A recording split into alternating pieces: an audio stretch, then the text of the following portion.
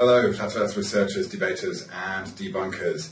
We're told that this object falling to the ground is because of gravity, and I'd like to try and explain how that is a complete fallacy, an imaginary concept used to explain how we don't fly off a spinning ball, and how this whole being locked into the idea of gravity being everywhere and being the creator of our ball Earth and the heliocentric model is really a fallacy, and thinking about it and breaking away from the concept, or at least detaching from the idea that gravity is necessary to keep us stuck to the Earth or make things fall to the Earth rather than just layers of density, is preventing us from considering the concept of free energy.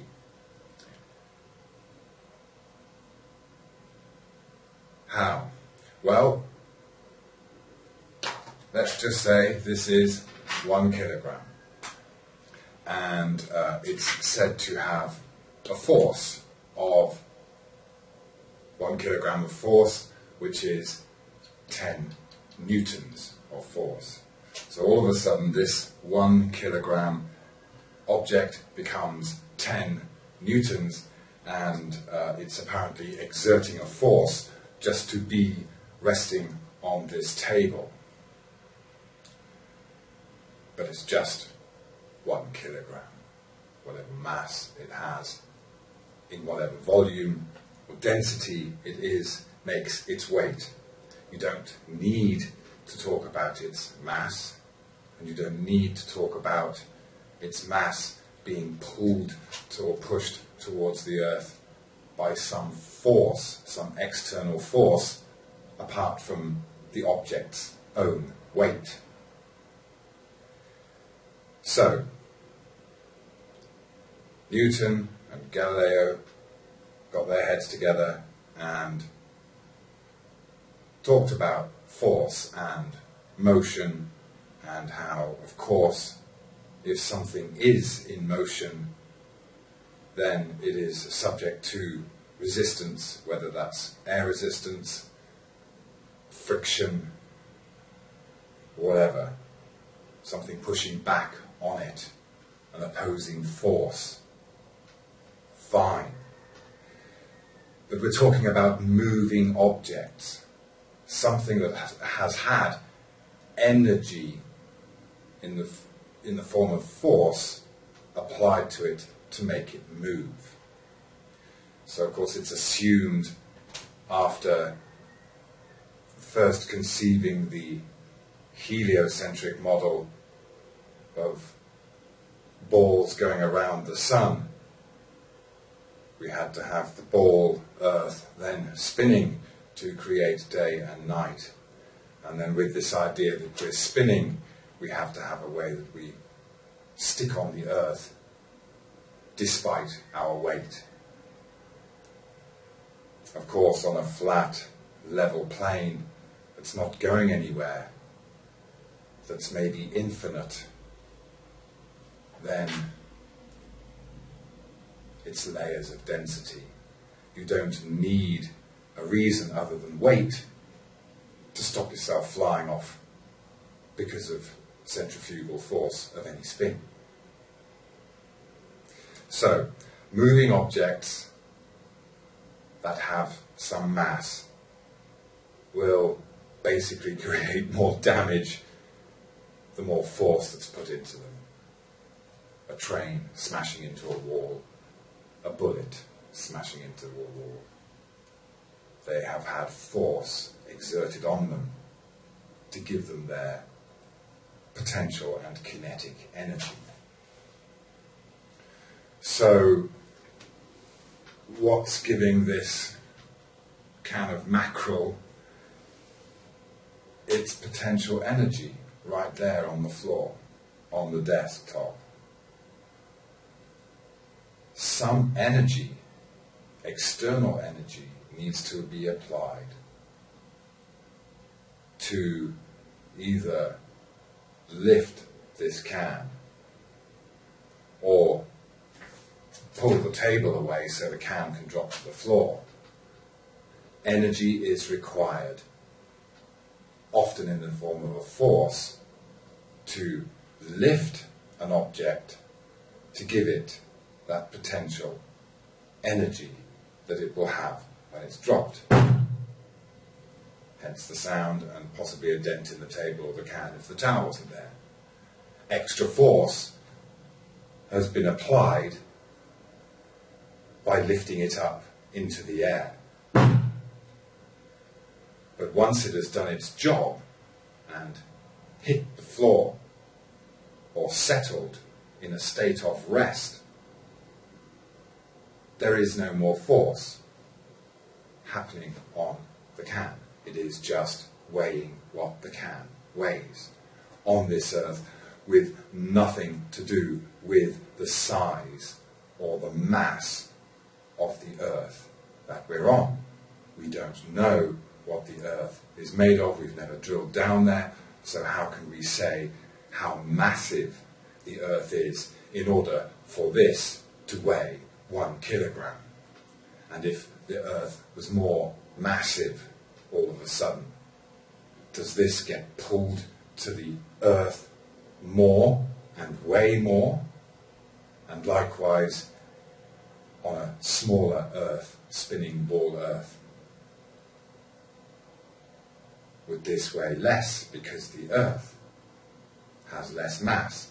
That's the whole point of the moon landings, to have people jumping around in what appears to be low gravity in order to prove once and for all that Newton was correct about the mass of the planet being responsible for the force of the gravity.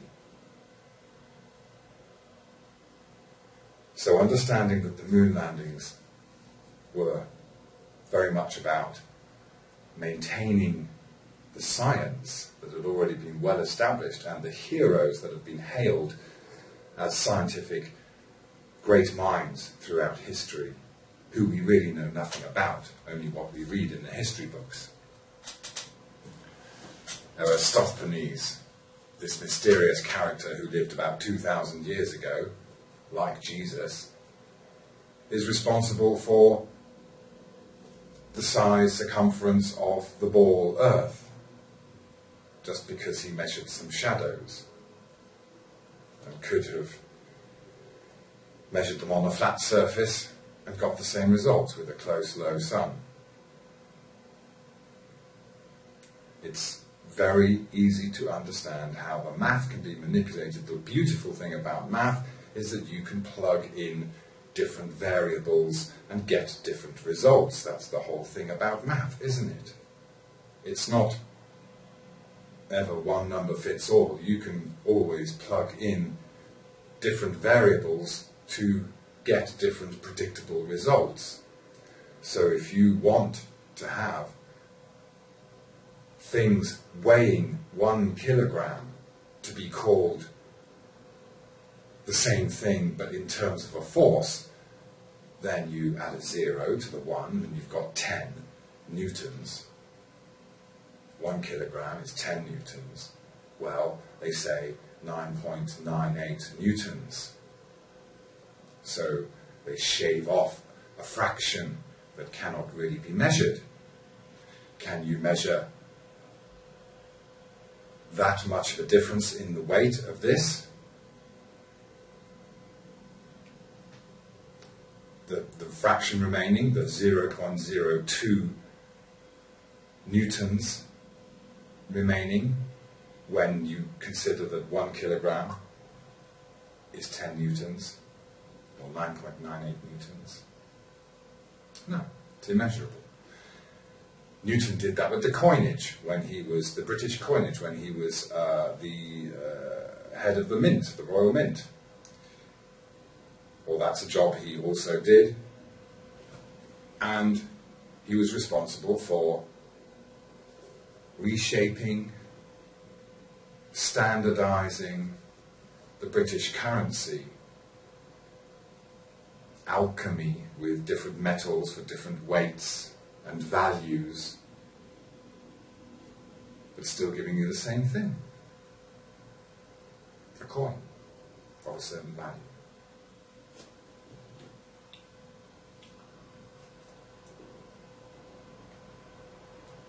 So,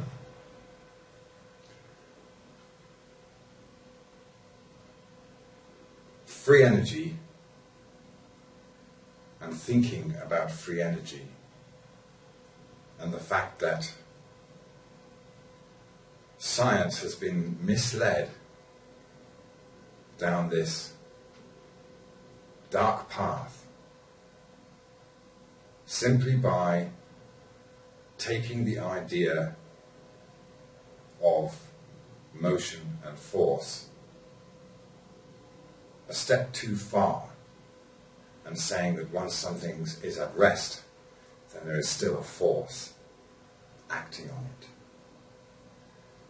There isn't. You apply a force or you lift this into the air somehow with some kind of energy to give it its potential energy. You can lift it with mechanics, you can lift it with machinery, your arms, you can lift it with water,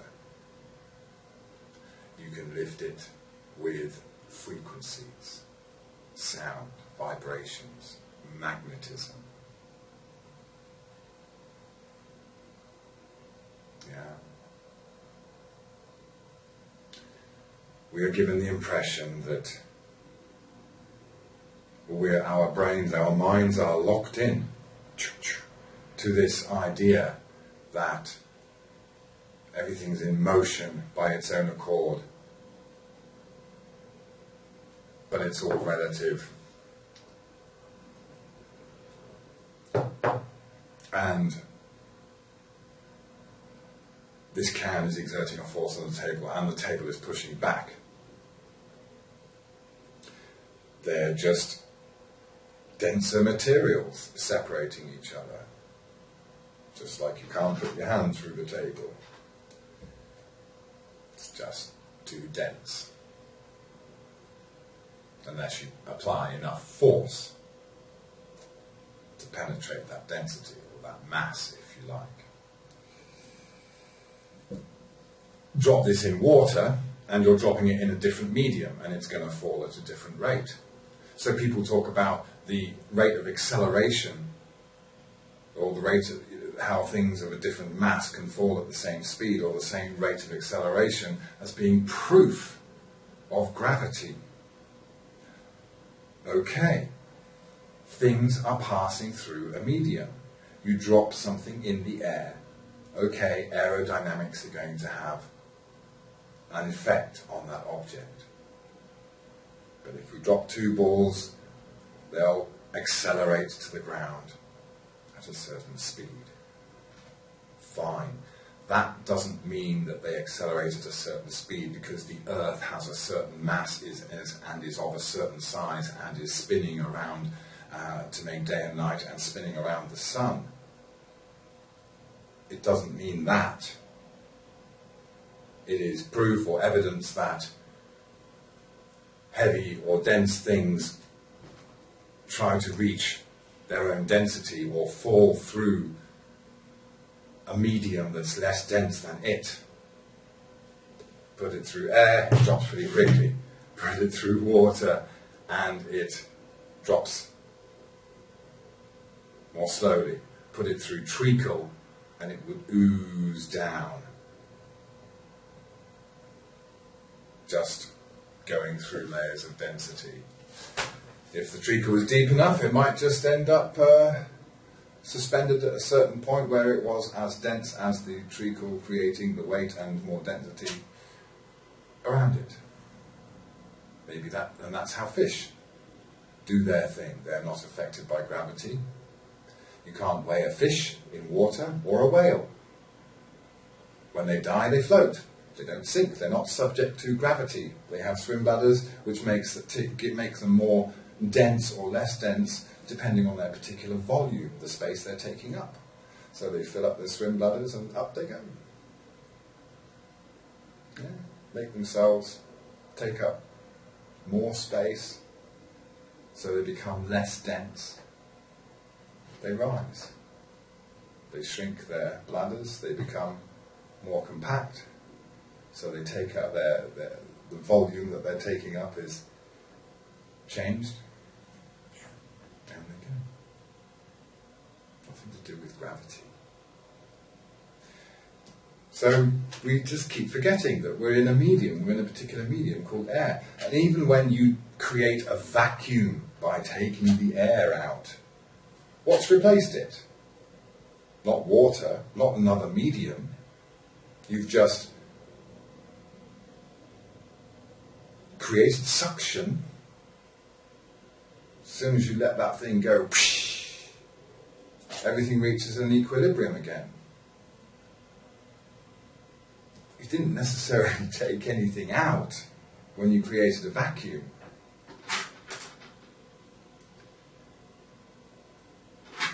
Gravity is a fallacy. Free energy is in the understanding that objects, when they have been dropped on the floor, they are at rest. That's it. Their job has been done until they are lifted up again, and they have that potential energy.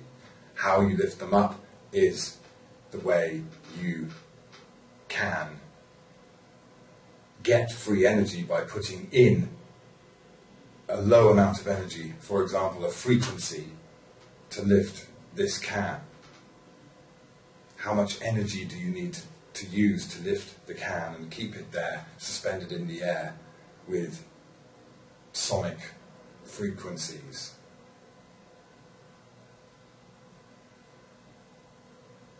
Compared to the energy required to hold it there with your own hands. Or just have it rise up and go down, rise up and go down, rise up and go down. You've got your potential energy, you've got your kinetic energy ready to go places.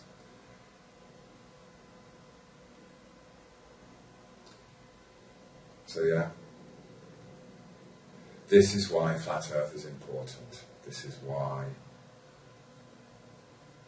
no matter what you'd like to believe, it's important to understand that it's possible and entirely logical to see the world in a different way to what we're taught.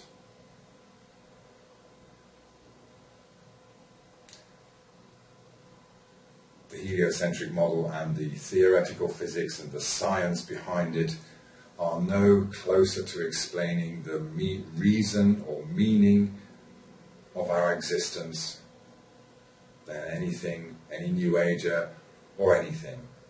Science doesn't have the answers for the how, why, and where we come from. But our hearts do, and our minds do. But our minds have been imprisoned, they've been caged, they've been partitioned, they've been stolen from us with an idea that we are stuck on a spinning ball. It's very important to understand how strong the attachment is and how it was formulated, how these plans to form opinion and general consensus and culture are plans that are laid over decades and generations. A 30-year plan, no flaws. Collapse. millions and thousands of theories about how it was done.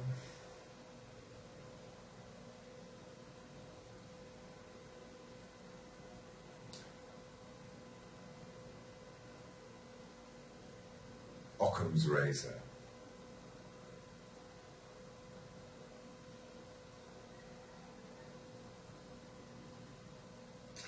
You can't fight it.